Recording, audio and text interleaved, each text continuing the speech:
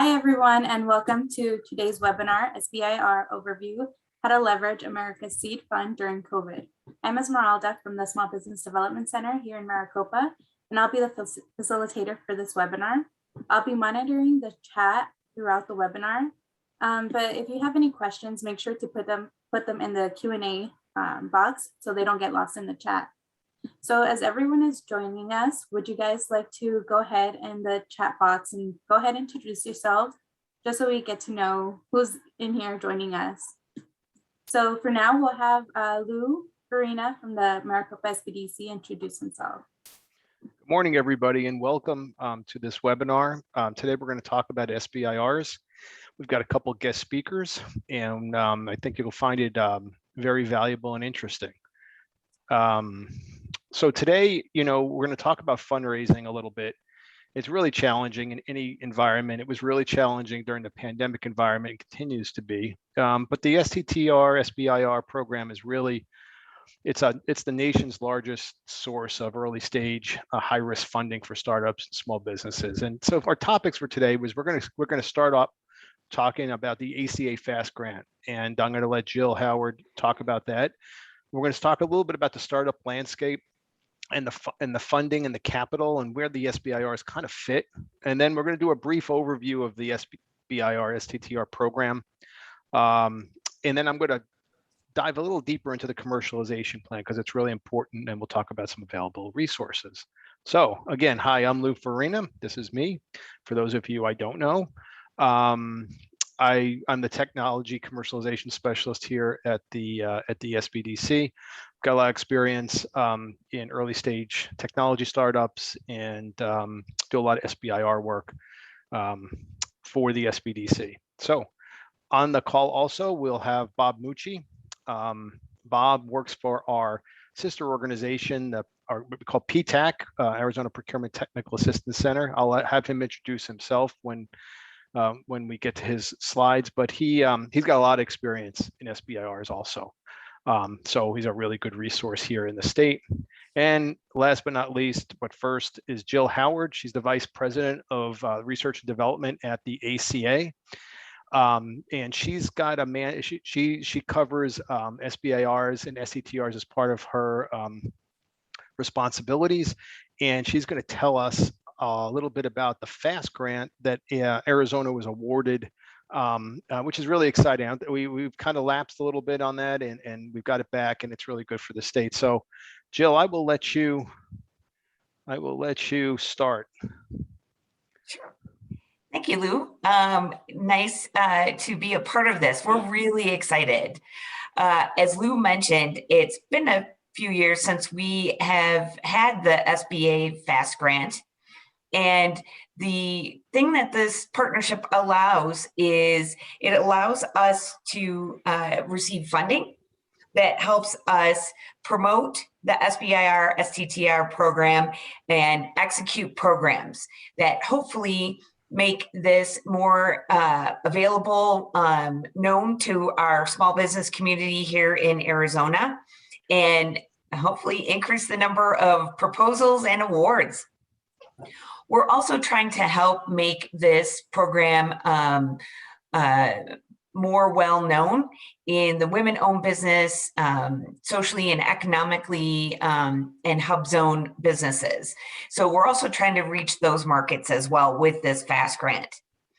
It is a program that allows us to do this through outreach, through technical and business assistance, and through financial support. And I'll get into the specifics in this next slide here.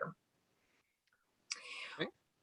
With the Arizona SBA FAST grant, what this is doing, our outreach efforts are going to include SBIR training events. So partnering with organizations like the SBDC and PTAC. We have an amazing SBIR community across Arizona. And I think what's happened is it's been a little siloed. So you have these amazing programs and events, but now pulling everybody together so that we can cross promote and one of the benefits of COVID is, as we've all heard, the availability of virtual events. So it might be an event in Flagstaff or Tucson, but being able to promote that for people to take advantage wherever they are in Arizona. An example of this, some details are going to be coming out here shortly. November 2nd, we have partnered with the Arizona Tech Council to do a 101 on SBIR. And we're looking at bringing in a program manager. We're getting really close. I can't say who, but we're hopefully getting close to getting a program manager and a company that have received an SBIR, along with a person from ASU and how they incorporated their partnership with ASU, and Lou to just talk about the available resources there. The University of Arizona Center for Innovation has been providing, they've called it the Sippin' on SBIR Success, which is conversations with successful Arizona entrepreneurs. And just an opportunity for small businesses to ask questions and to hear from a person that has received an SBIR, what were the pros, what were the challenges, and their experience with SBIR. And other additional SBIR program webinars. We're also, this grant also allows us to be able to pull together online training modules. And Lou, I will send you the link to our innovation network here after the event so that you can send out to the folks that are interested. But that allows people to access information for content that is from our SBIR partners across the state and other online resources.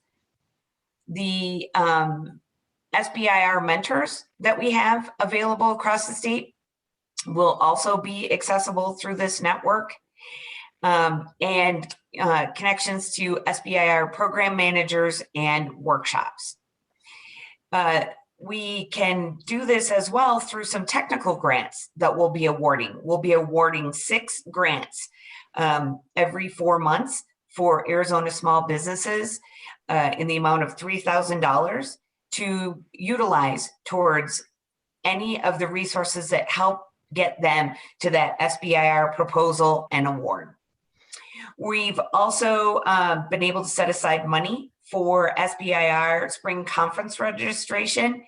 So we'll pay for the registration if you're attending the spring conference event. This event is an amazing opportunity. It's not only gives you the ability to learn more about SBIR and STTR, network with successful companies, and most importantly, meet SBIR program managers to learn more from them. So we're very excited to be able to offer this type of programming, and please let me know if there's anything I can do to help support you in any of this. Perfect.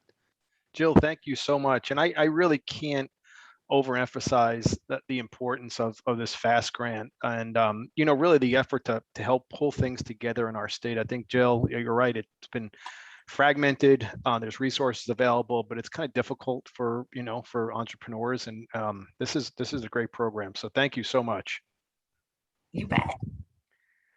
Okay, so we're going to move on here. I'm going to talk a little bit about the SBDC services in general before we get into the meat of the presentation, and then Bob is going to talk a little bit about PTAC. But so there are services available, right, through the SBDC.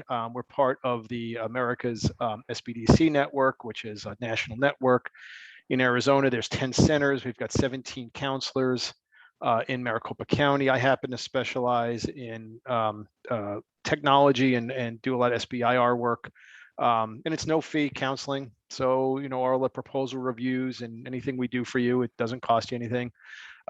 We provide training, a lot like what we're doing today, many different subjects. And there's other resources that we have, I'll talk a little bit about, and tools. So, that the assistance areas, we've got a lot of counselors that are either have owned businesses or have been involved in businesses. And a lot of them have a specialty. And so, but right now on the top of our list, and maybe we're going to move this down here, so, here in the next 60 or 90 days, but disaster loan assistance. We never did a lot of that until, COVID hit a couple of years ago. And so anybody who did PPP or EIDL or any of the other programs, we've did a lot of work with our clients in that area. But more generally and more regularly, we do a lot of lender readiness preparation, which are SBA loans. So if you need an SBA loan or commercial loan, you come see us. We'll tell you what the loan officers are looking for. We help you put the package together. We can give you some referrals. Again, there's no financial incentive for us other than getting you to the right person. We can do financial reviews. We have marketing. We have specialists in buying and selling businesses and exits, manufacturing, myself, technology commercialization. Got a couple specialists in export and international trade. If you're doing any exporting, and of course our government contracting group, which is PTAC, if they specifically talk about or deal with government contracts. So lots of opportunity here for assistance. A couple of our tools, we have Growth Wheel, which is a general tool for making decisions with regard to businesses. Good for existing businesses, maybe not as good for startups. We've got Live Plan. Live Plan is a software tool. Again, and these are all no fee. They would be fee based on the outside, but for coming through us, they're no fee. And Live Plan is business plan tool that allows you to start writing a business plan using an online platform. It's really easy to use and prompts you, kind of substitutes for a template, right? We give a lot of folks templates. There's Profit Sense, which is the financial analysis tool. We can do, if you have an existing business, you've got financials, we can do comparisons for you against your competition in different segments, different geographies, and let you know by ratio analysis where you might stand. And we've got some market research tools also. IBIS World is a repository of reports. This one here talks about coffee and snack shops, but there's all kinds of reports. And if you're doing an SBIR, you're going to need some validated third-party market research to put into your commercialization plan. I'll talk to you more about that, but this is a great way to get that. It's no fee. The reports are no fee. They're generally about $1,000 to $1,500 on the street, so it can be really valuable to our clients. Let me introduce Bob here, or have Bob introduce himself and talk a little bit about what PTAC can do to assist. Thanks, Lou. My name's Bob Mucci. I work for Arizona PTAC, which is kind of a sister agency with SBDC. And what we do is we basically focus on government contracting work. I mean, that's sort of our bailiwick in our ballpark.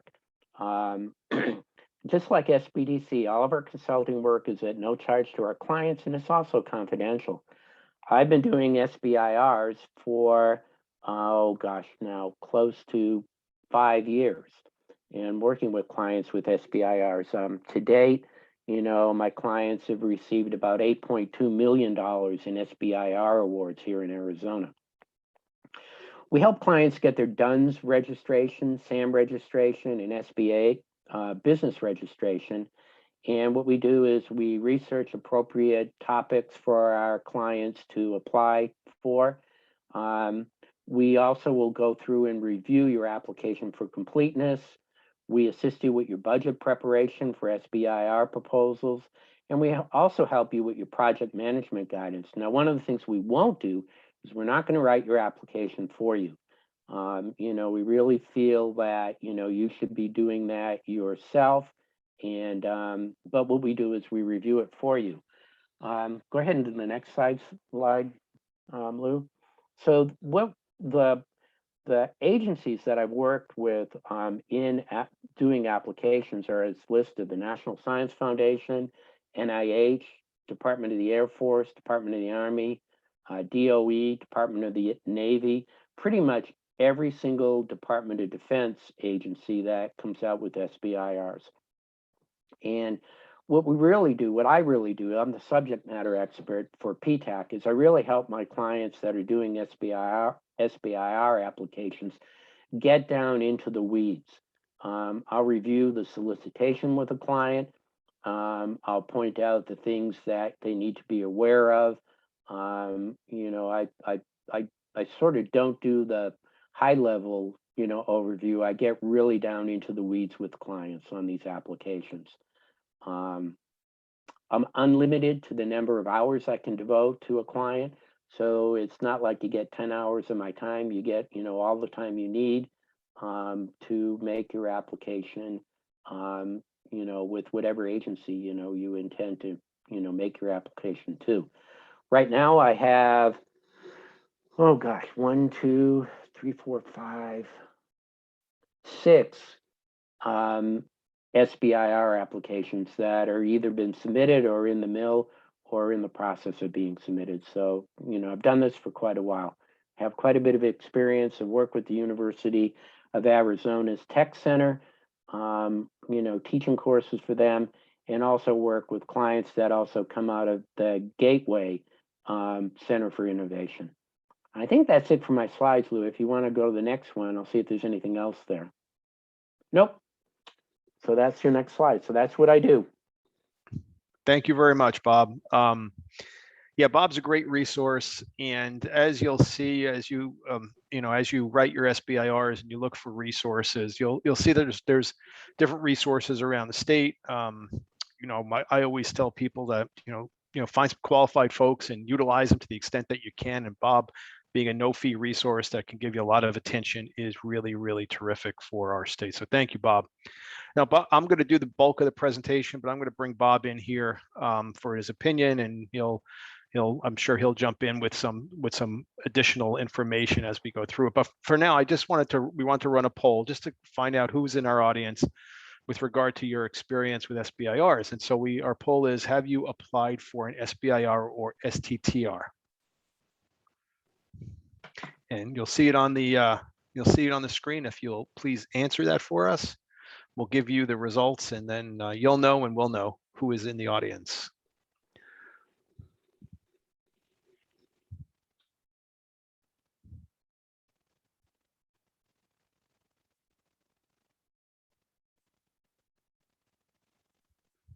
All right, I'm about to end the poll and I will launch the results for you.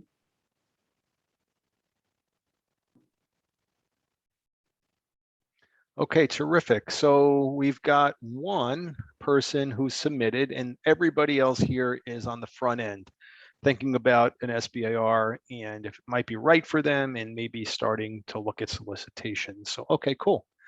All right, good. Okay, so let me talk a little bit about, we've got limited time here, and SBIRs are an animal in of themselves. We couldn't cover everything in a day if we wanted to, honestly. But what we won't be able to cover today in this presentation is this is not really proposal writing training. We won't really be able to provide proposal samples per se. The registration process details, we'll talk a little bit about that. We can answer some questions, but that again maybe requires a further conversation. The specifics with regard to each granting organization, what we'll talk about is these 11 different organizations and how they grant or contract, but there are nuances to each one, and we probably won't be able to get into specifics about each one, although we might mention them by name. And then a big thing is the overall schedule of solicitations for different agencies. So there are not only the programs a little bit different, but their timelines are all different. And so that's something that just nobody really has, and we certainly don't have it. And we really won't be doing a lot on solicitation searches, although we'll show you how to start your searches. But we will cover a lot of interesting things today. And let me just start with a small section on startup capital. So, it's a big deal.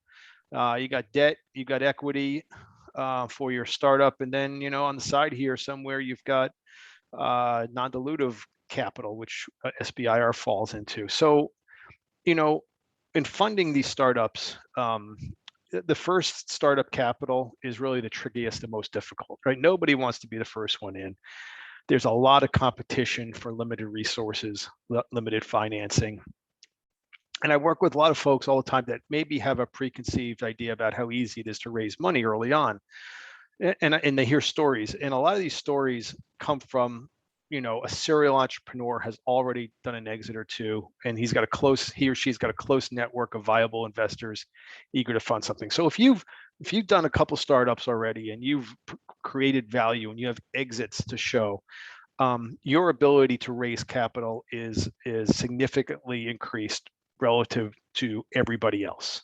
And so when you hear stories, you got to kind of take it with a grain of salt. Walked in, 9 slides, pitched, got $3 million, walked out, and I had to go to the Bay Area. Not necessarily true.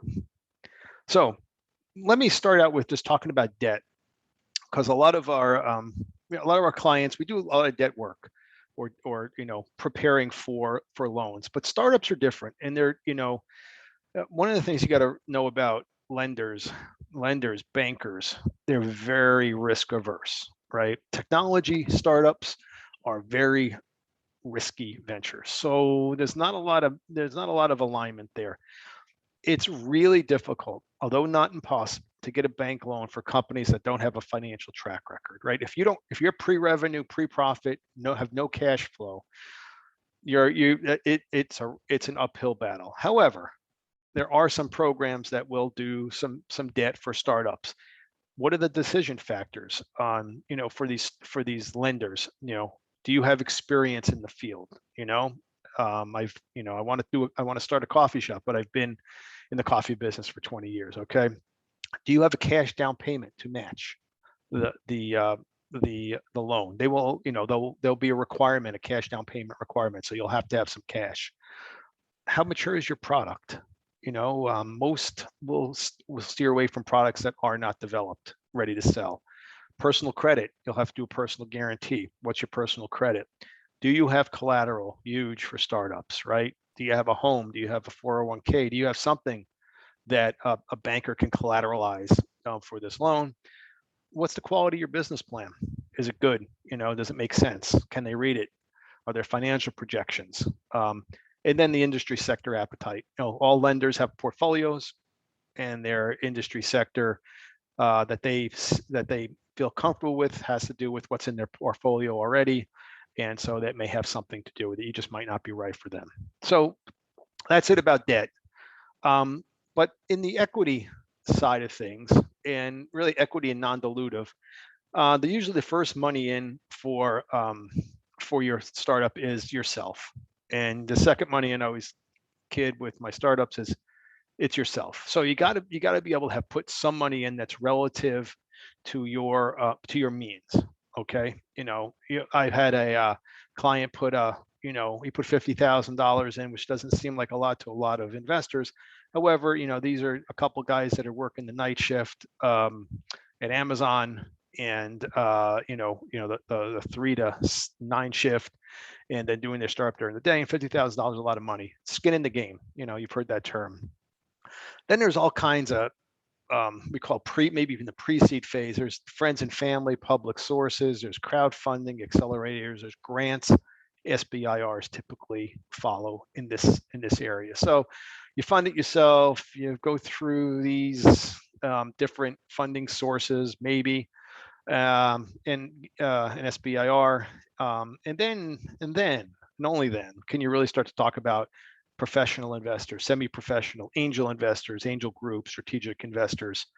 And after that, maybe corporate ventures or venture capital, which are different, right? Corporate venture is a large Fortune 100, 500 firm that has has an investment arm.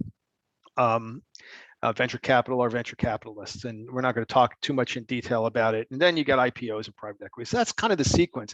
But what I wanted to point out here is, SBIRs are really provided really early in the progression, and they're significant dollars. So it makes it it's a really good thing to have. So that's kind of where it fits. So why do investors like SBIRs? Okay, so again, early capital injection. Okay, it's earlier than most investors. It's non-dilutive. The government does not take any ownership. That's what non-dilutive means. There's a level of validation that comes along with an SBIR. So there's some scientific vetting. So they, when your proposal is evaluated, the science will be looked at by some domain experts, but there's also a level of commercialization that needs to be described in these proposals. And so, it's got to make sense. And so there's a level of validation there from a commercial potential. As an investor, it de-risks the investment, right? Anytime you're putting money into early stage companies, you're not providing cash for burn rate, for salaries, for budget. What you're doing is you want there to be milestones that you can de-risk the investment. And so if you get to a proof of concept, if you can get to a prototype with money that's non-dilutive, investors really, really like that. However, I will say, and I will conclude this slide by saying, simply receiving an SBIR grant does not mean the company is necessarily a good follow-on investment. I've got a lot of SBIR phase 1 and phase 2 recipients that have trouble, raising capital. No reflection on the SBIR process, but these granting agencies are government agencies. They do their best to screen, but they're not professional investment agencies. So you can't guarantee that you're going to, money's just going to start. I got an SBIR phase 1, money's just going to start, people are going to start throwing money at me. It generally doesn't work that way. However, it's a good thing to have. It's a good feather in your cap. And okay, Lou, go ahead, Bob. let me just please. kind of, jump in for a second there too. What Lou says is really very important. Making the jump from an SBIR or STTR award into, commercialization is really very important. And that's why when you make an application, it's real important that you have a good commercialization plan. Now, that's a little bit different if you're, with the Department of Defense, because a lot of times if you do an SBIR with a DoD agency, you're, playing to the band. And when you get your, SBIR to the point where it's actually a sellable product or it's something that works, be it a laser gun or, a way to, put a bullet on a pin at a million yards, the agency that's going to be buying your product is going to be DoD. So it varies from, with what agency you're working with and what your goal is. Thank you, Bob. That's a really good point. Excellent. I'm going to just talk now. I'm going to give you the high level programmatics of the SBIR STTR program. And these are slides that you will probably see in most slide decks for people that are talking about this to introduce to the program. So what are the goals? It's to stimulate technology innovation, meets federal research and development needs. Along with the FAST grant, it fosters and encourages participation in innovation, socially and economically disadvantaged groups. So there's definitely an initiative in that area. And it increases private sector commercialization of innovations derived from federal research and development funding. So, the federal government does a lot of basic research funding. At some point, you'd like to see this research turned into, commercially viable products that stimulate the economy. This is kind of where the government focuses with regard to the SBIR STTRs. So, when there's not a match, so when shouldn't you apply for an SBIR? When you may really think hard about it. So it really is applied research. It's not for marketing or sales or manufacturing. It's if you've got research that you're taking out of the basic research and you're applying it and you want to start to think about productizing it in some fashion, this is the place for you. Commercialization per se is not funded. So if you're in the commercialization phase, and we'll talk about that, the company has to search for other SBIR sources of funding to commercialize the technology. However, I think what Bob mentioned before, you get the DoD who actually can become your customer for a phase 3. So that's unique and very appealing for some technologies. It's certainly not for work already accomplished. It's for new work. So if you've already done the coding on the AI engine and you want to market it, you can't apply. You can't apply. Now, if you've got something new on that AI engine, a derivative, a new idea that you want to take another direction, that may be something that that might be applicable for an SBIR. And then the other thing is, that the agencies all are a little bit different. Some are very specific about what they want. Again, the procuring agencies like the DoD, they will put out a solicitation that's pretty specific.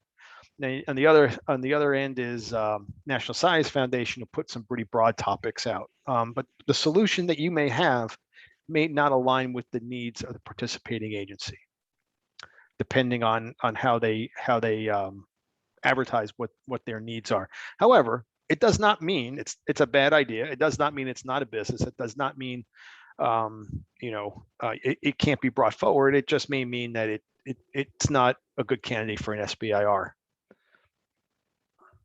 Okay, so the SBIR STTR program's highly competitive, and I'm going to emphasize highly competitive 3-phase award system. I'll talk about the 3 phases.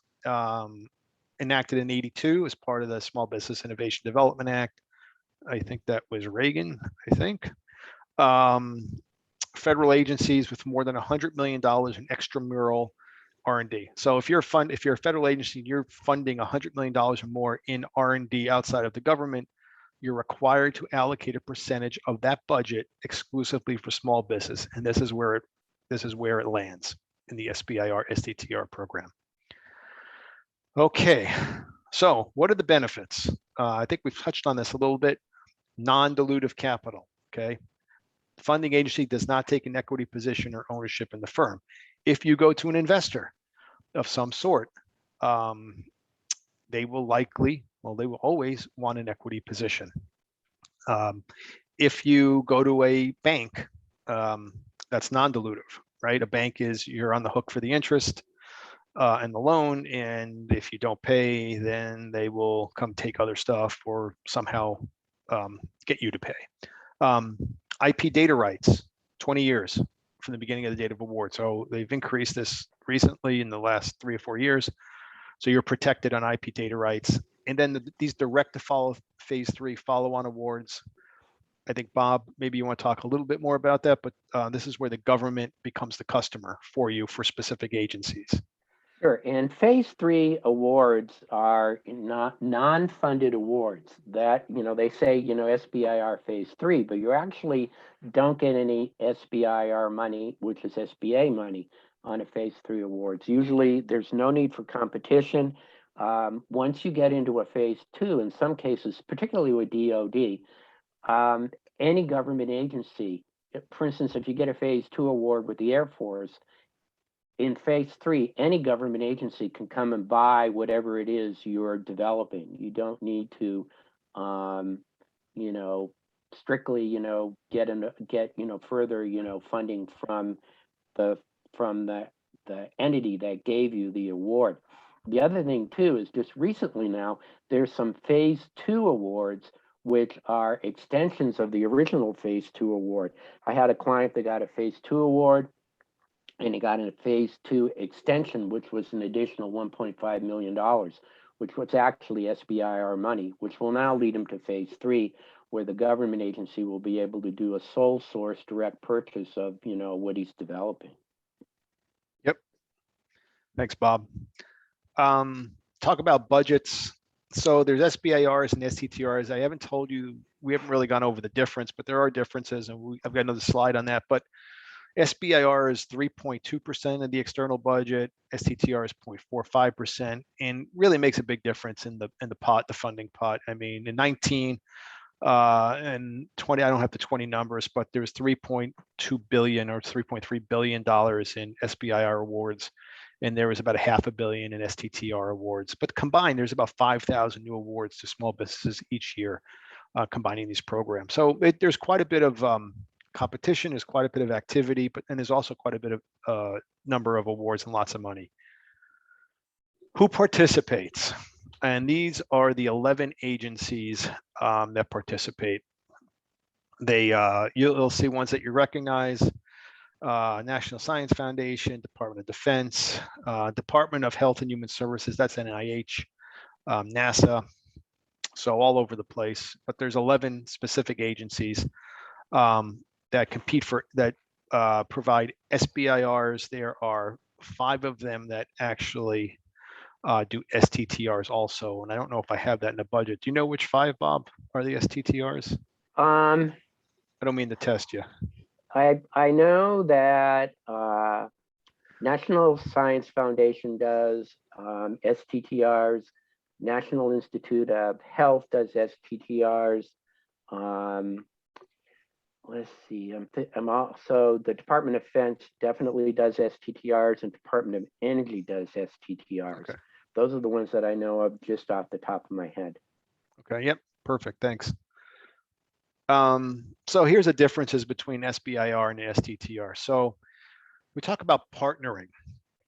So with the SBIR, you can partner, which means you can bring in a research partner, research institution to partner with you. So you can do it. You don't have to do it.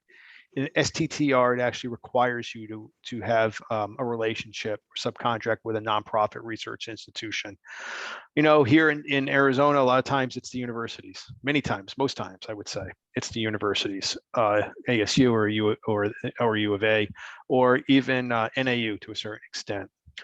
The principal investigator, that's the person on the grant, in the SBIR has to be employed greater than 50% in the small business. But in the STTR, he or she may be an employee of the research institution. You got to check the solicitation on this. There's some requirements with work, subcontracting here, 33%, 50% for the minimums. And then the program size we talked about, and there's a majority VC ownership. You know, we talk about SBIRs being for early stage companies, and you know they are in general. However, there are some later stage companies that do have research activity within their existing operations, and they may be owned by a VC or majority owned by a VC. That's okay for the SBIRs, but it's not allowed in the STTR.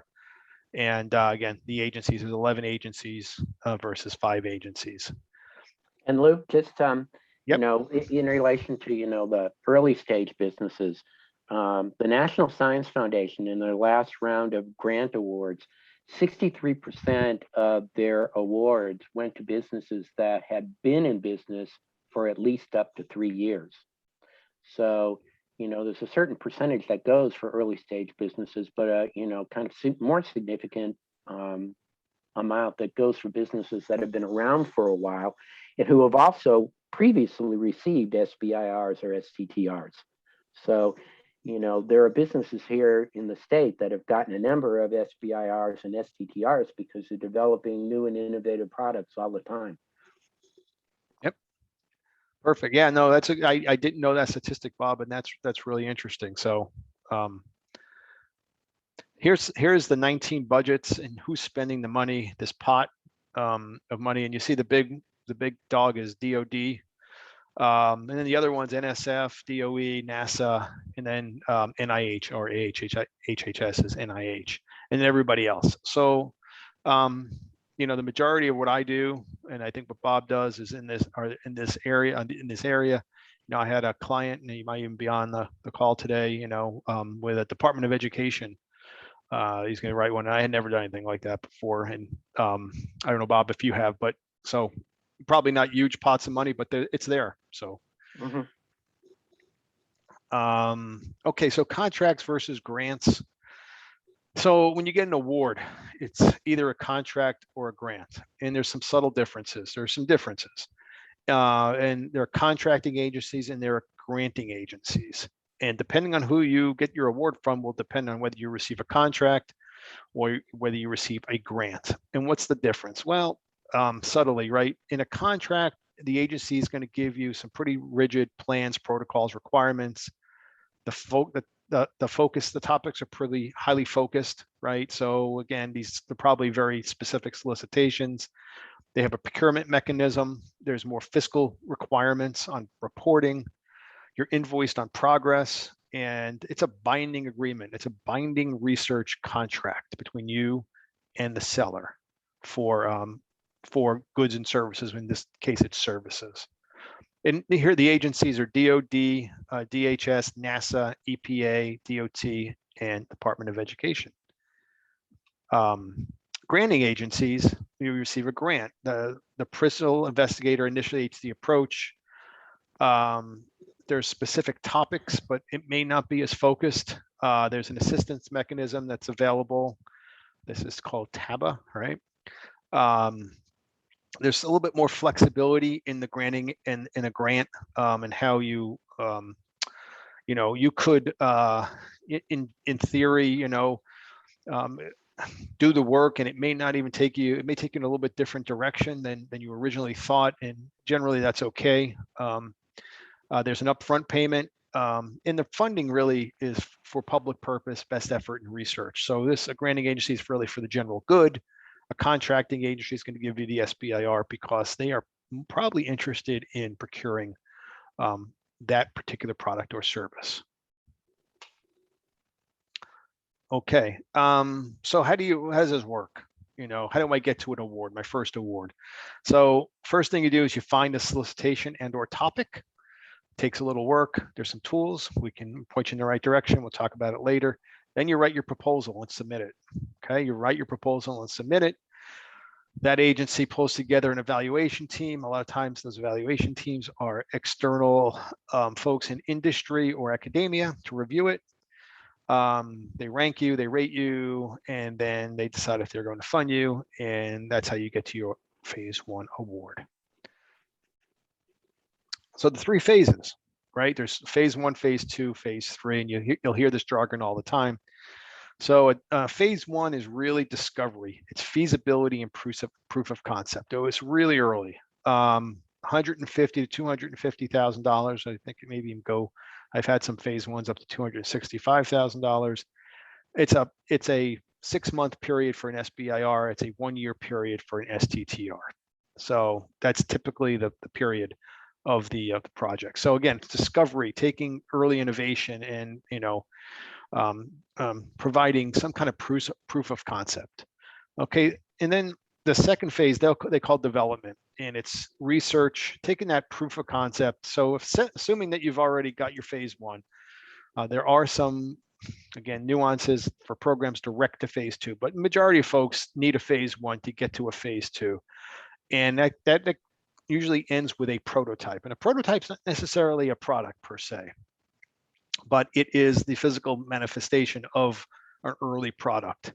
It's about $1 million, give or take. I've had some at 750. I've had one at $1.5 million. So it's a good chunk of change. It's usually covered over a 2-year period. Okay, so phase 1, 6 months to a year.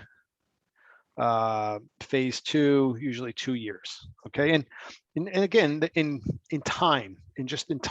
startup time, not in researchers' time.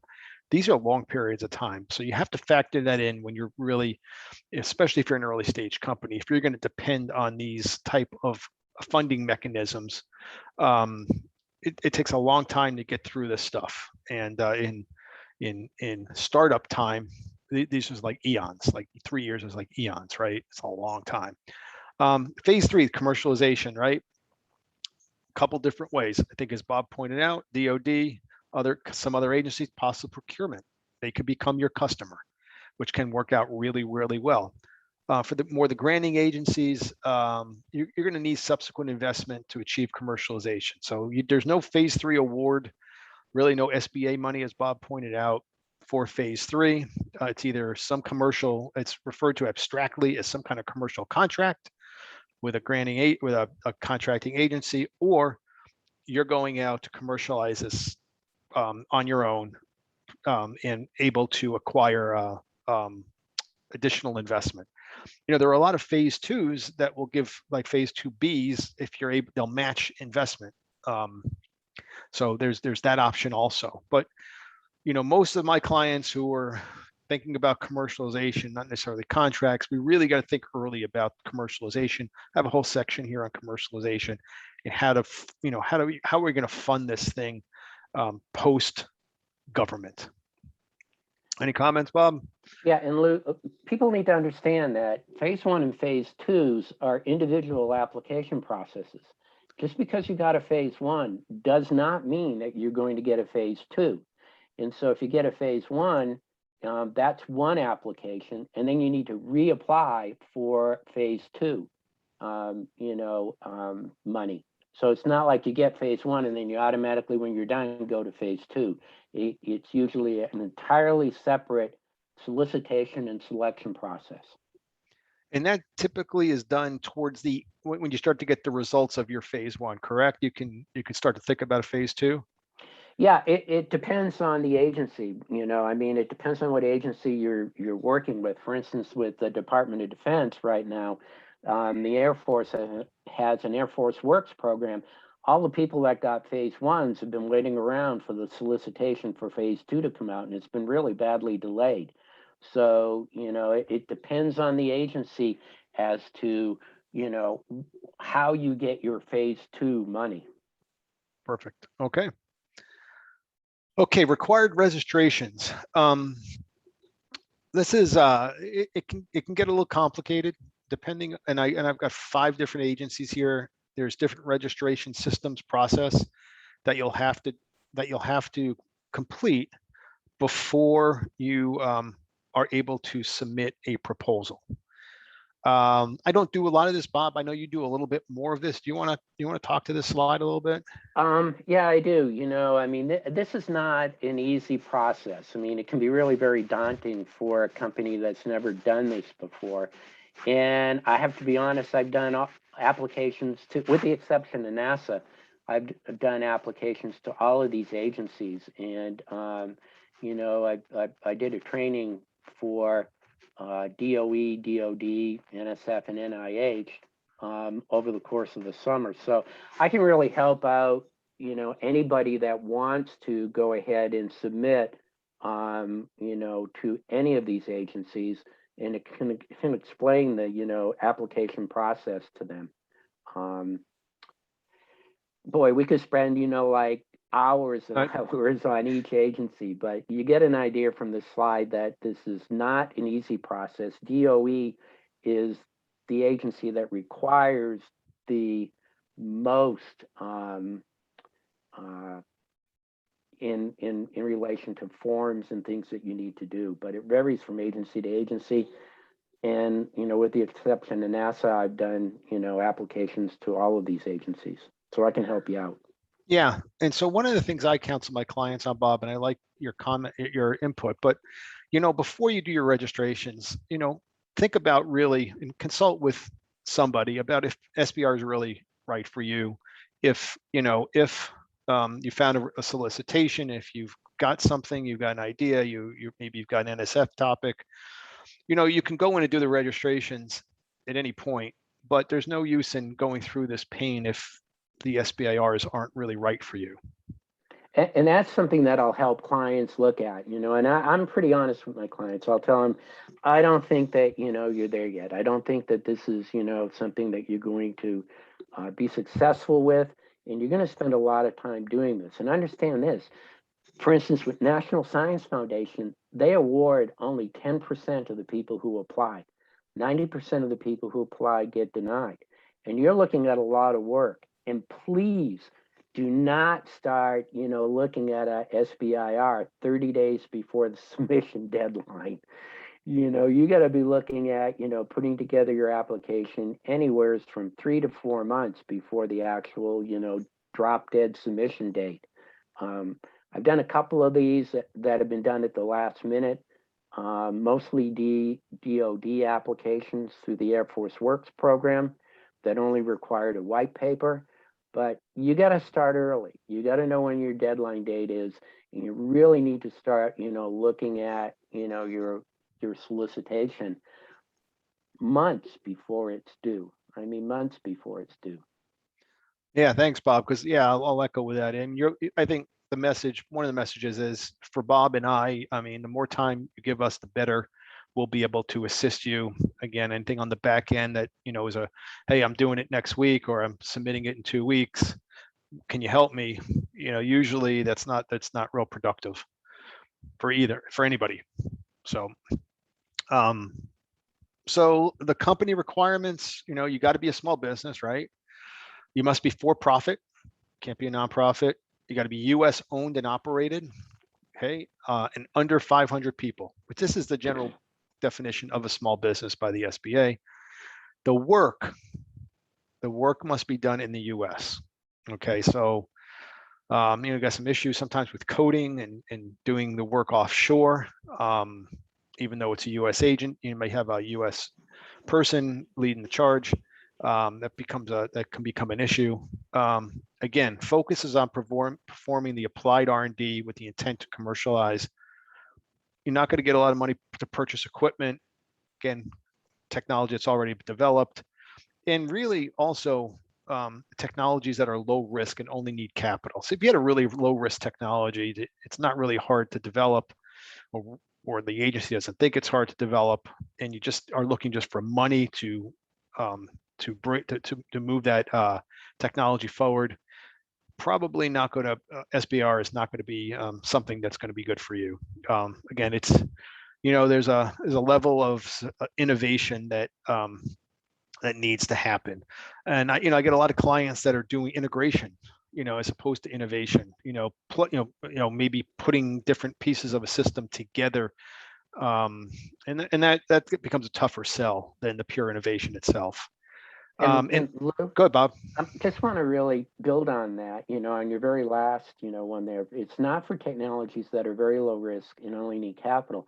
For instance, the National Science Foundation specifically says in their solicitations that they look at businesses that are high risk and may not be successful if they don't get an SBIR award. And the key word here is innovation. And you just said it. Innovation is really the key. It has to be innovative and not build on something that, is already out there. I mean, they won't award it. I just tell clients, don't even waste your time if you're trying to build on technology that is also, that's been partially developed or is out there. It just won't work. Yep. Thanks. Principal investigator, again, you saw this term, must be employed by the small business or the partnering research institution. We talked about this. Must have the appropriate expertise to oversee the project scientifically and technically. And the expertise of the PI, which is this principal investigator, and the team that they put together, including the partner, if they choose to partner, are one of 3 evaluation factors. So it weighs really heavy. And again, it's anybody who's done any grant writing or proposals know that a lot of times it's a beauty contest. And so the more credibility the PI and the team have, a lot of times the better off you are, especially if that agency has funded research with somebody on that team before. Universities are really good for this. They've got a lot of very high profile professors, academics that are involved. And so that all works in your favor. One of the things I didn't say on the SBIR, you don't necessarily have to team, but if you don't have a good team on your own, it's probably in your best interest to team and to try to bolster the credibility of your team. Bob, would you agree? Yeah, absolutely. I mean, absolutely. The evaluators, you have to understand that the people that are doing the evaluation of your SBIR, regardless of who the agency is, are usually your peers. These are people who, have been in the field for a long time. I did an SBIR with a client who was not successful for NSF, and the person that was the project manager for that particular program was one of the people who developed Bluetooth. So, we're not talking about people who are honestly chopped liver. We're talking about high-level people that are going to be reviewing your application. Thank you. So topic searches. So you can do this a couple different ways. How do I find a solicitation? How do I find a topic, right? You can go to this site called www.sbir.gov under funding and then current topics. Here's the link. And you can start to do some searches on keywords and do some sorts on different agencies. It will take you to a page that will then probably link you to the agency's solicitation, and you'll be directed there. But this is a good overview tool. I know sometimes, depending on the client, we'll send them right to the agency's SBIR page, just do the solicitation searches. Any comments, Bob? Yeah, this is a great place to start. I mean, I look at, this page probably twice a week, but you got to understand that there's a lot of different places where SBIRs are listed. They can be listed in the System for Award Management. The Department of Defense lists what they call BAAs, Broad Agency Announcements. So you really have to kind of know the landscape here to know where to go look for a solicitation that might be appropriate for what it is you're doing. And this is something that I will help clients, look for. I'll help them look for, a topic area or an agency where I think that, they may be able to make an SBIR or STTR application.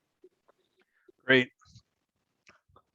Here's some success stories. You'll see this on many of the SBA slides, or anybody else who's doing SBIR.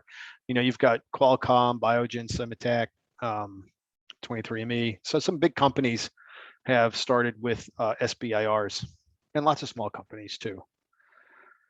Okay, I'm going to pause here for a second, see if there's any questions, Esmeralda, before we get into the next section, because we're going to talk a little bit more in detail about the commercialization plan as part of the SBIRs. So far, we don't have any questions. Okay.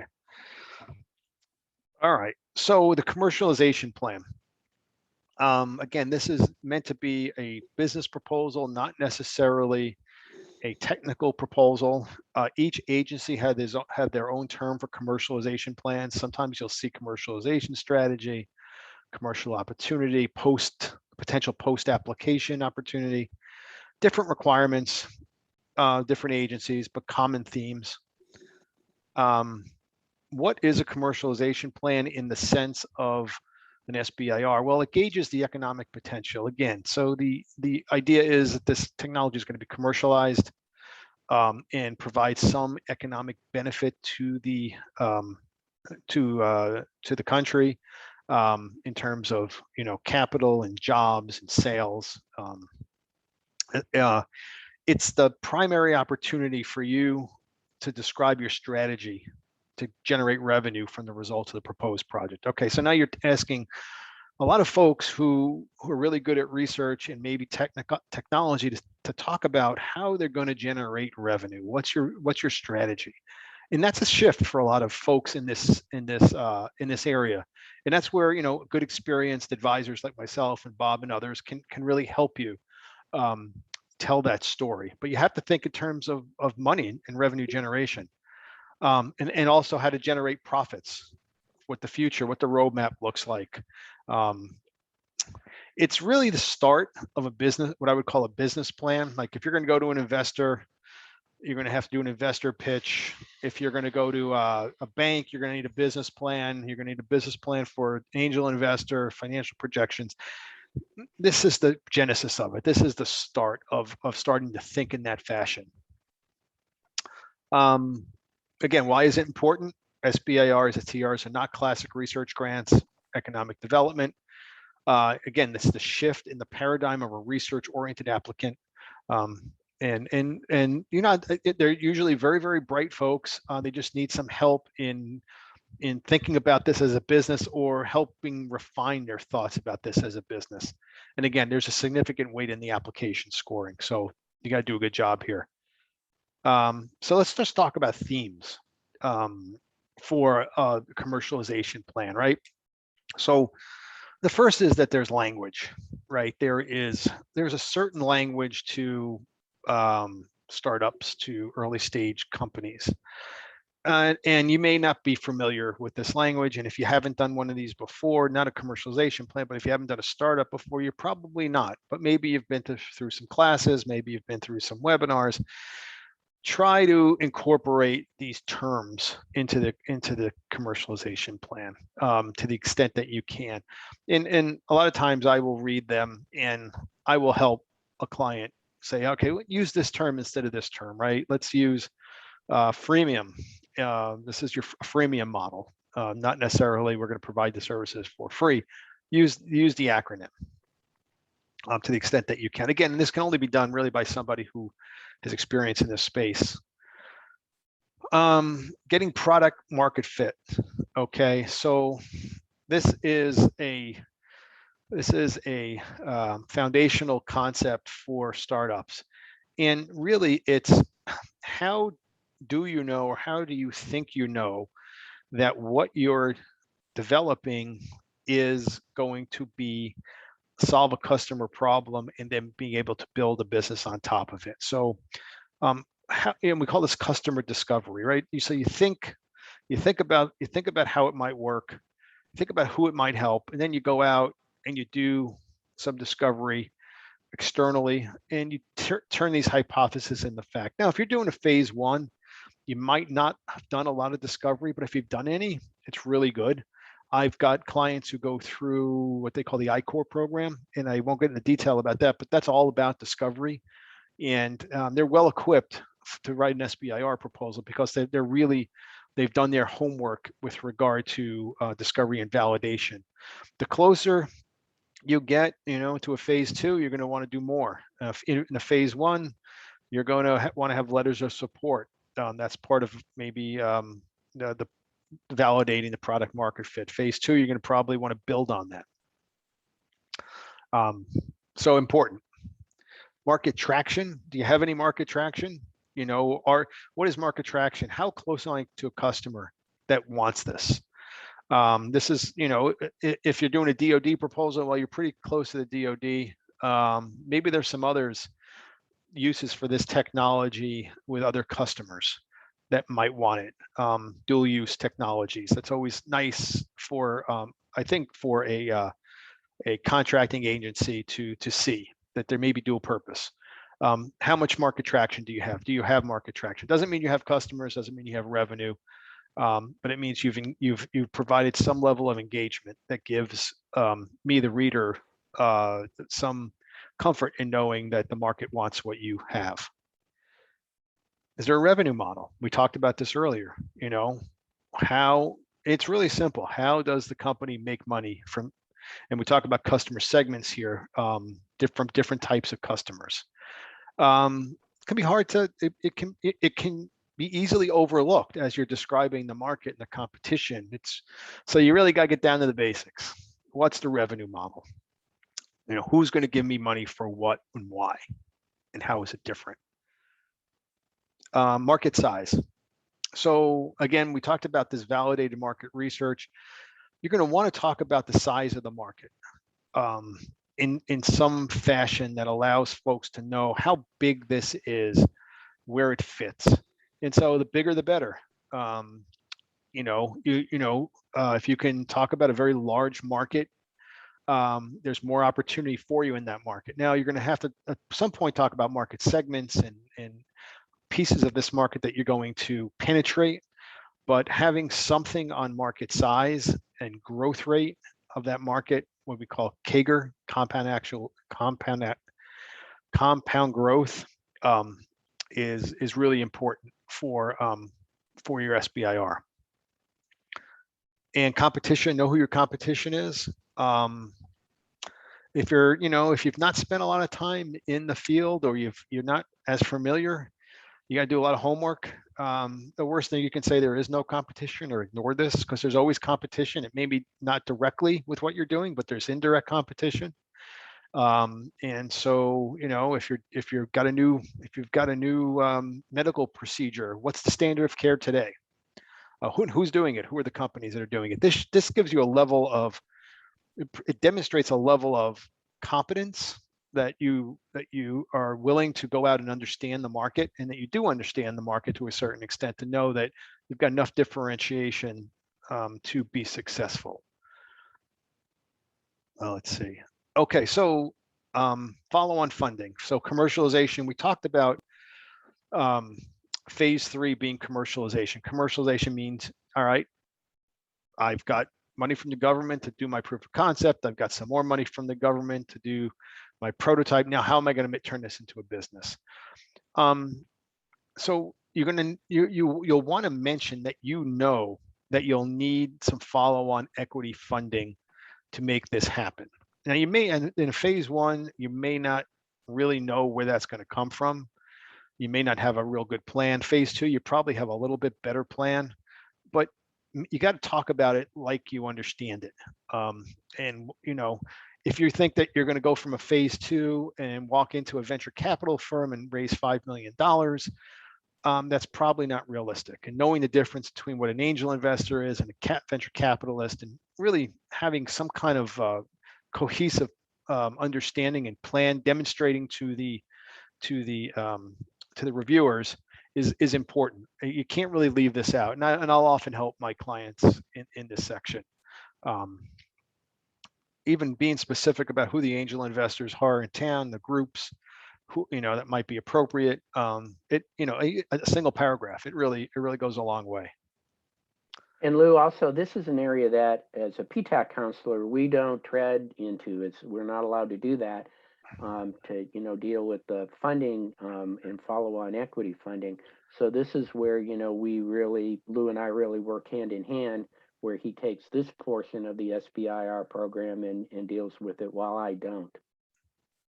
Okay, perfect. Yeah, it works good. Bob and I have very complementary skill sets when it comes to SBIR. So if you don't have to work with one or either of us. You can work with both of us, and we kind of actually prefer that. So commercialization plans in phase one. Here's DOD, DOE, HHS, NSF, the different agencies, the section names, and the length. Okay, you'll see on DOD it's a page. NSF it's 2 to 4 pages. It's in phase one, it's a couple pages. And I'll tell you, a couple pages isn't a lot. And when they tell you a couple pages, it means a couple pages. If it's 1 page, it means 1 page. If it's 2 to 4 pages, it's no more than 2 to 4. It's no more than 4 pages. But and they'll ask you for a lot of information. They'll be pretty specific about what they want in their commercialization plan. So you got to be real efficient with your writing here. You're going to cram a lot of things into a very short write-up. 2 pages sounds like it's easy, but actually when you try to get everything onto 2 pages, actually becomes an exercise in efficient writing, in having good reviewers. Honestly, having people who can take the ideas and kind of help you consolidate the ideas. So phase 2, and I'll give you an example for National Science Foundation. It's 15 pages. Can't exceed 15 pages, and I would usually takes all 15 pages, right? You're going to talk about the market opportunity, the company, the team, the product, the technology, competition, customer-centric, this idea of discovery and validation. And then you're going to start to get into a financial and revenue model. They're going to ask for pro formas. So this starts to look like a business plan, right? It's almost like a mini business plan. I'll tell you what, if you do a really good job on this, you probably write a business plan pretty quickly. If you have a good investor level grade business plan, writing the commercialization plan for NSF is actually a pretty easy exercise. You just got to make sure your content fits their topics and how it flows. So again, but a lot of work. I mean, this is not simple. For those who haven't done it before, it's not something that I would expect you to be able to do on your first shot. I mean, you're going to need anybody who's writing business plans for investment or even for lending usually needs a significant amount of assistance. Okay, so resources. So I don't know if you've for those of us who have those of you who have thought about the SBIRs, maybe you've been to this site before. And if you haven't, I would strongly encourage you to visit this site, because there's online tutorials. There's 55 courses, including all the agency overviews, the program basics, data rights, IP protection. That you can find out a lot of good information on this site. The folks who did this at the SBA and the SBA, with the SBIR team, they did it right. This is really, really good. And I would always encourage folks to start here on these online tutorials. Bob, any Any insight here? Yeah, absolutely agree with you. The online tutorials are really very, very important. You know, I mean, even if you have committed to wanting to do an SBIR, you should do the online tutorials. There's a lot involved to doing an SBIR, STTR, and the more you understand it, the better your end product's going to be. Absolutely. And you'll see here, I don't know, the fonts are a little fuzzy, but you know, there's different formats. There's an audio video, there's a multimedia format, there's Yep. PDF. So however you even like to digest this information, you can save it however you want. It's all there. So resources, you know, again, SBIR.gov, it's a really good resource to start with. Your SBDC advisor, myself, your PTAC advisor, Bob, no fee resources, right? Really, you know, it's a good deal. You're getting a lot of good expertise for nothing, except the investment in your time, which is you cannot discount, right? And then, you know, Jill talked to us about the Arizona Commerce Authority, which is with this FAST grant. So there's resources there. There's these micro grants that you can use. There'll be some, looks like she's going to have some online additional tutorials, the mentor network, you know, pulling the resources together.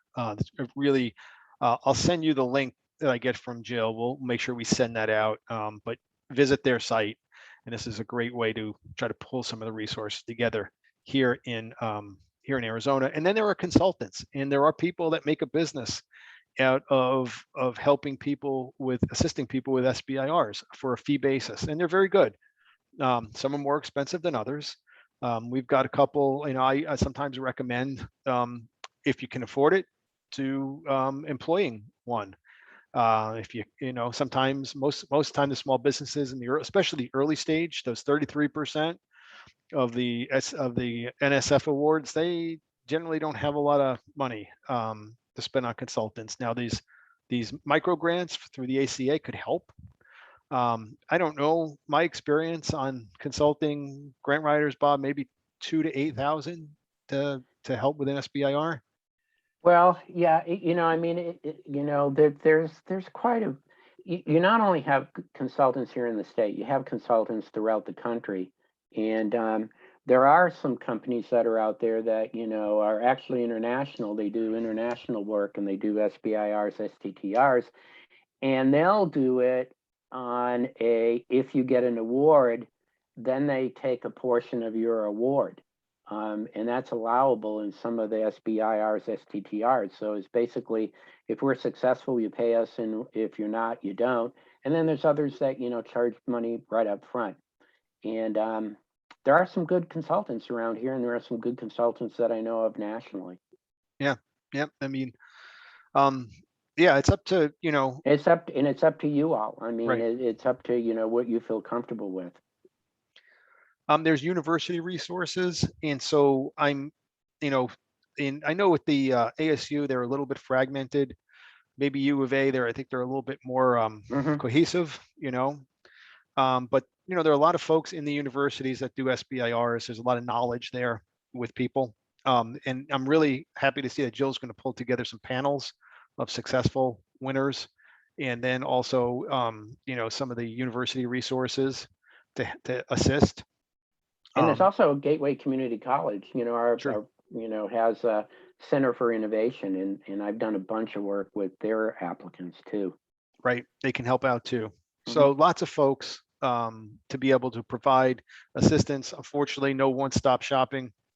But you know, if you're going to do an SBIR, you're going to put a lot of work into it, and so there's no reason to think. And most folks that do it are not going to, you know, put the effort into reaching out to finding the help that they need, because it's well worth it. So now I've got questions. Any questions? We didn't have any for the first part. Anything anybody wants to ask?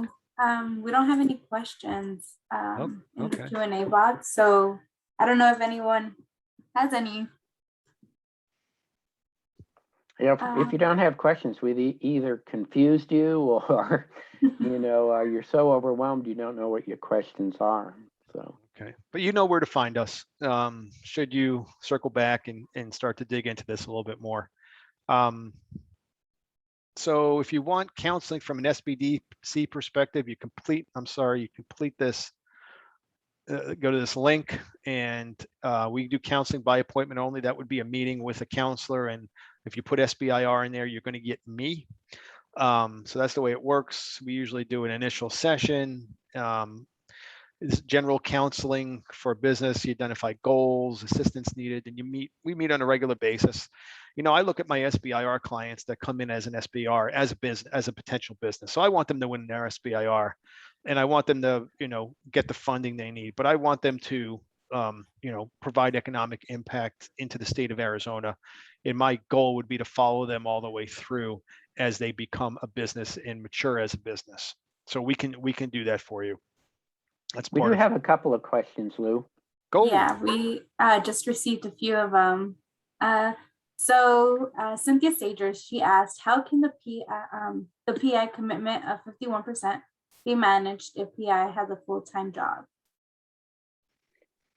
I do have an answer for that. And the answer is that if the PI has a full-time job, they're going to have to go ahead and devote at least 51% of the time, that they've allocated for their SBIR to SBIR work. So, it may be something where that's not compatible with, getting or applying to an SBIR. And understand this, in the SBIRs, you're one of the parts of an SBIR is you put compensation in for your PI and your co-PI and your, and any consultants that you use. So it's not like you have to give up your full-time job to go, work on your SBIR where you're not getting compensated. But you do need to commit to 51% of the time, needs to be devoted to the SBIR. And I hope that answers that. And then there was another question in there too. I think I saw about USDA. Yes. Can you provide any information on USDA SBIR program? The answer is yes. I've done one USDA SBIR program and have reviewed that program for applicants. So if you email me so that we can, chat, then, I can definitely assist you there. One other thing I just did want to put in here is we're just like SBDCs. You need to become a client of Arizona PTAC, and you do that at our website, azptac.com. And I think that might be on one of the slides. So if you do that and become a client, I can definitely help you. Yeah, thank you, Bob. That's important. The appointment only is how we work. And hey, the good thing is you're getting two really good resources. Administratively, you got to register with two different services. It's really not that painful. It's simply filling out a form. So yep. Thanks, Esmeralda, for putting that website up. You're welcome. Yeah, thank you. And then she asked if there is an incentive to working with students. It depends.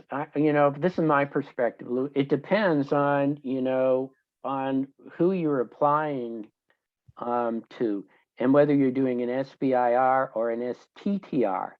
And there are questions that they're going to ask as to whether you're using students or interns or people who are PhD candidates as part of your team. And my impression is that that usually helps strengthen your application. It strengthens your team if you're showing that you're using people that are in the field and are doing research in the field. Yeah, I would agree with that. And, typically, again, you got to go back to, they're asking the question because it's a credibility question. Yep. So it's, putting in that you're going to incorporate a bunch of undergraduates into the program really doesn't do you a lot of good. Now, a lot of times it's PhD students, or candidates that are or postdocs that are part of the team who are doing their hands-on research, and that typically is very helpful. All right, so Brooke, she asked if she could email you guys some questions that she has. and she asked if that's okay. Fine with me. Sure, yeah. All right, so we don't have any more questions left. Thank you, Lou, and thank you, Bob, for presenting today. Lou will be speaking about some of the webinars that we have coming up. Okay. So we're getting into October in our Q4 webinars. We've got on October 13th, there's one on small business payroll. So these are for folks that are involved in small businesses and are paying people. We've got an expert. Next week, I'm going to be doing one on angel investing. It's a regular webinar for me. I do it on a quarterly or a couple times a year. We'll talk about in detail about angel investing and what that really means. On Tuesday, October 26th, we have a marketing series, Grow with Google, how to reach more customers online. Again, these are no fee, and you can sign up here at this particular link. You can also follow us on social media for program updates. Esmeralda and Eileen and Donna do a great job of keeping us relevant with an online presence. So, And for Arizona PTAC, you can go on the Arizona PTAC website and see our, projected, seminars that we're doing. That's true. Bob does, PTAC does a different flavor to their seminars, but he probably does more on SBIRs than I do. And so there may be some specific ones there for you, Bob. I don't know if you're doing those now. Haven't scheduled them yet, but we're going to. Yeah, and for us, usually November, December, we don't do a lot of webinars. So I don't know what's on our calendar, but we usually start up in full force in January, and so look for more. Again, Maricopa SBDC. This is our webpage. You can visit us. Lots of good information on there on all kinds of stuff, including COVID resources, our training calendar, our counselor biographies, etc. And so thank you for joining us today. And Bob, thank you very much for participating. Esmeralda and Donna, thank you for facilitating. Thank you. Thank you, Lou. Thanks, Donna. Thank you, Esmeralda. You're welcome. So thank you all for attending as well. There will be a survey after this webinar ends. If you could give us some feedback, it would be really helpful for us so we know how we can help you with future webinars or future programs. After a few hours, I'll be sending you a link with today's PDF and a few resources from Jill that she has. So thank you again for joining. Have a nice day. Thank you.